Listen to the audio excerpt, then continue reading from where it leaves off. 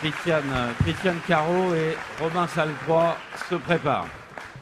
En début d'année, la mobilisation exceptionnelle, unitaire, du personnel majoritairement jeune et précaire des EHPAD, avec tous leurs syndicats et celle des directeurs, l'ADPA, a donné un caractère inédit à cette lutte. Ce monde invisible avait décidé de faire entendre la voix, la révolte même, de celles et de ceux qui, de fait de leur âge, n'existent plus dans notre société. Déni retentissant sur les personnels concernés. Il concerne majoritairement les femmes, toutes les générations sont impliquées, nos aînés qui vivent le plus longtemps, le personnel jeune et les aidantes jusqu'à l'épuisement.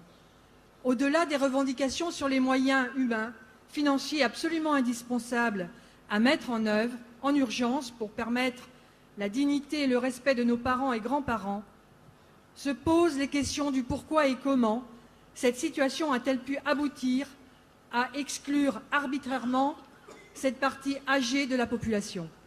Comment ce racisme anti-vieux a-t-il pu entrer dans les consciences et parvenir à l'imposer comme allant de soi? Comment l'éthique a-t-il été reléguée au second plan dans les services médicaux où elles n'ont plus accès? L'agisme, en fait, s'inscrit dans notre société capitaliste qui porte en elle les questions de vitesse et de performance et de rentabilité. Pour Jacques Attali, dès qu'on dépasse 60 ans, l'homme vit plus longtemps qu'il ne produit et il coûte alors cher à la société. On pourrait accepter l'idée d'allongement et d'espérance de vie à condition de rendre les vieux solvables et créer ainsi un marché. Rester jeune devient un impératif, mais aussi source de rejet et de division entre générations. Ainsi, Martin Hirsch considère qu'il faut refaire le suffrage censitaire et donner 2 voix aux jeunes quand les vieux en ont qu'une. Ces campagnes de division brouillent le débat d'idées, notamment sur les créations d'emplois qualifiés dans ce secteur d'aide à l'autonomie, sur les retraites, et ne créent pas l'unité dont nous avons besoin pour les obtenir. Individuellement et collectivement, nous devons travailler à faire prendre conscience et à changer notre regard sur les vieux et les vieilles.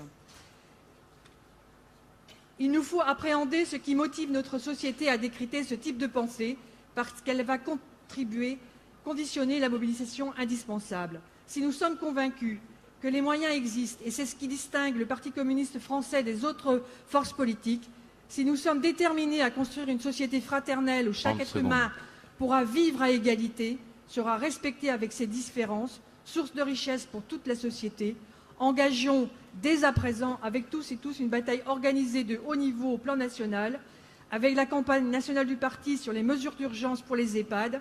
Tracts, pétitions sont disponibles.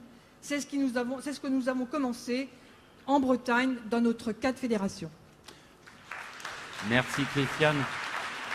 Petit oubli de ma part, je vais me rattraper pour les intervenants suivants. Donc Christiane est des Côtes d'Armor et arrive Romain Salcroix de la Loire-Atlantique. Bonjour chers camarades.